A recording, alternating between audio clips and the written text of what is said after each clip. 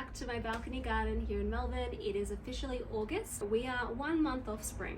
I don't know about you, but I get so excited about the idea of gardening in spring. There's so many seeds to start planting or sowing. There's a lot of plants that we want to make space for or room for. And when you are on a balcony like myself, or if you have a limited space as an urban gardener, you have to be really strategic with the types of plants and when you start planting them, start sowing seeds, start transplanting those seeds into containers. There's a whole science to it. We're going to be focusing on doing some of that. We're also going to clean up one of the containers that has some slowly decaying marigold. I don't know if you've seen in my previous videos. It's time for them to go. Clean up of the balcony. We're going to talk about the mound up technique for potatoes, because I have had a few questions about, oh, how do you do that technique? Why do you do it? All of that. So we'll discuss that today. But I'm just really excited to give you guys a balcony tour in August and show you what we're growing at the moment. So let's dive in.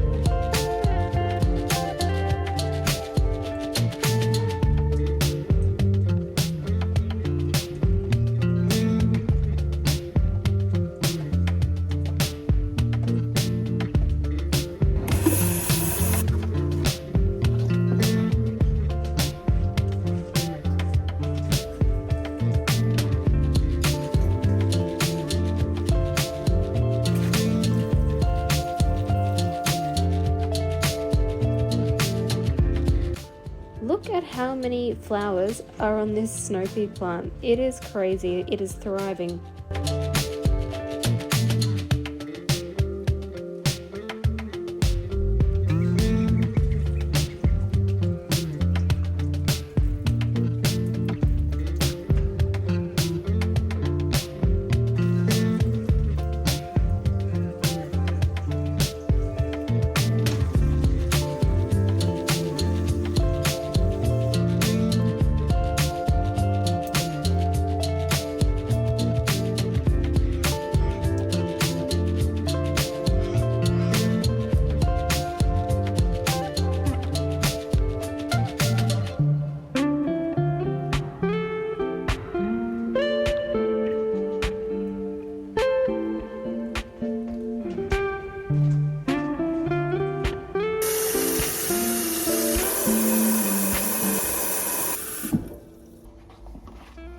I'm not going to water this container because we're about to dig up and pull out all of the plants. The reason why I'm doing that is because, one, I'm just over it, to be honest. I'm really over the marigolds. I think that they were beautiful, but then I just kind of let them die, and now I'm thinking that this space is better used with something else. And so we're going to plan out what we're going to plant in this space, and it's time for the marigolds to go. I'm not too concerned because I'm going to have more flowers coming in the hanging pots as well as the tulips. And then I've got more tulips and poppies coming, so we're still going to have lots of flowers on the balcony, but this is just not the best use of container and space.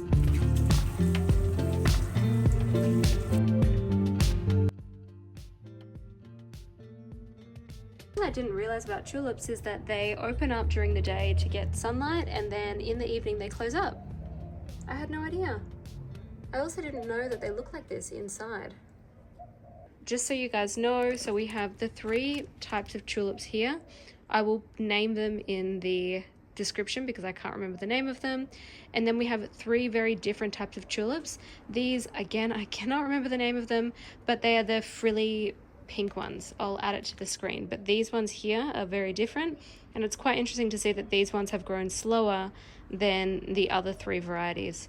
Initially with the tulips, I was actually planning to cut them and put them in vases because I love having fresh cut flowers in the house, but it actually feels like a crime to do that. Like I just can't bring myself to cut them. And also one of the other benefits of tulips is if you let them die back naturally, then you can dig up the bulbs and replant them next season, and I don't want to waste that.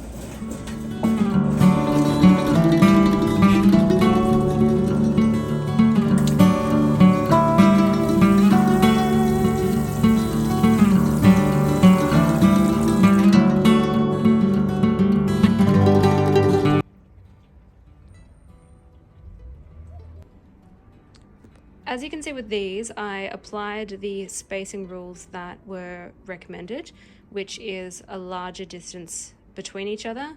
And then after doing more research, I discovered that those rules shouldn't really apply, so I did the opposite with these.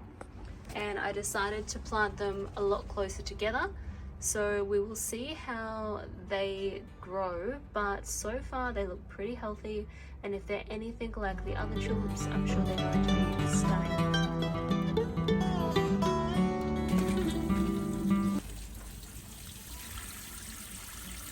Now, the leaf miner has come back in full force, so we might also prune these branches today because she is looking sick. If you're not familiar with leaf miners are a pest which is from a moth that lays larvae inside the leaf of the citrus plant. And you can see those little tracks there, actually from the leaf miner digging their way through, eating the nutrients from the plant and then pooping. It can cause a lot of damage to plants, especially if you don't pick it up early. The best approach is to trim back all the affected leaves. Also, if you have ever been affected by gall wasp, which you can see, this is the old galls here, make sure to watch the video, I'm just going to add it to the screen, about gall wasps and what they do to citrus plants and how to remove them. It's actually one of the most satisfying pests to remove, in my opinion. More old galls that have been stripped back, and you can see that all the larvae had died off and now it's just dried out like that. Okay, let's discuss the mound up technique. So if you have grown potatoes before, you might be familiar with the mound up technique. So this is one of the potatoes that are growing quite quickly, and you can see the stem along the base there. As that stem grows, if you cover it with soil, it will grow more potatoes from the stem. So as it keeps growing upwards, you'll have more and more potatoes. And if you bury it 2 times at least, like a lasagna, I put like potatoes, layer of soil, potatoes grow up, layer of soil. And that's a really good technique.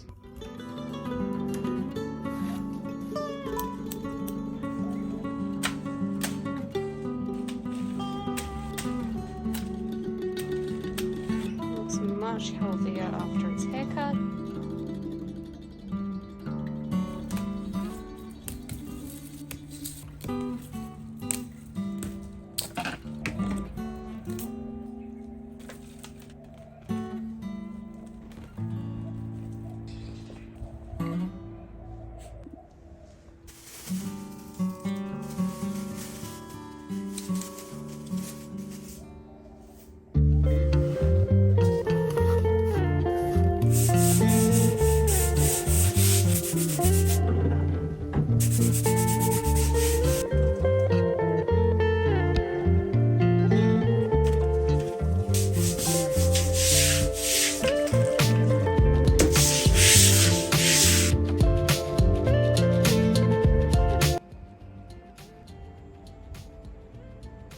Joining me guys in the garden. I feel like we got a lot done. As I clean the balcony, I just feel so much better. It's like a little garden reset. And speaking of garden reset, let's start a garden reset for spring. So I just want to talk you through my method for planning in the next season when it comes to gardening, but I really want to hear what you guys do. I'm sure that you have so many different ways to plan ahead, but I do find planning ahead is really, really important, especially so you don't get left behind, and then there's certain plants that don't grow in time and then it's all out of whack. What I typically do is I draw up the perimeter of what my garden looks like and all of the containers, and then I work out when those containers will be free based on what I'm currently growing. So the potatoes, for example, will be free in November. The tulips probably are going to be free in the next couple of months. And then I also think about some of the spare containers I have at the moment, like the one that we just cleared out today. And then what I want to do is create a list of the vegetables that I want to grow. So I highlight them on my little garden planner. And then from there, I work out the best time to sow those seeds. So if you're wanting to plant out some great summer vegetables, spring is a really good time to start sowing those seeds. So for me personally, I want to start sowing in spring tomatoes, zucchinis. I've actually never even planted zucchinis as a seed, So I might get seedlings for the zucchinis and also some leafy greens because I love leafy greens in smoothies and salads over summer. So I'm going to plant out some lettuce, some spinach, some silver beet, some rocket. I think that's pretty much it. And then I'll also maybe have a look at some summer flowers that I could also start planting. But it is really tricky when you have a limited space because there's only so much that you can grow. So start with the things that you know you're going to eat the most over spring and summer, and then work out when you want to plant the seeds and then, or sow the seeds, and then when you want to plant out the seedlings, and then make a little map of where you're going to place them in the garden. Also keep in mind how much sunlight your space gets. So over summer, most of the balcony gets a lot of sunlight, but over spring, it's still kind of half divided. So I will start planting maybe some of those leafy greens that don't require a lot of sunlight in the shadier areas. I don't know. Stick along with me though, because next episode we can actually start buying some of those seeds and start planting things out a little bit more. But I do like to get in the mindset before the season starts. Thank you so much guys for joining me in today's episode. I hope that you found it interesting and relaxing. Let me know in the comments if you have anything that you're planning to grow in the next season. I would love to know about it. And thanks for watching. I'll see you in the next episode. Bye.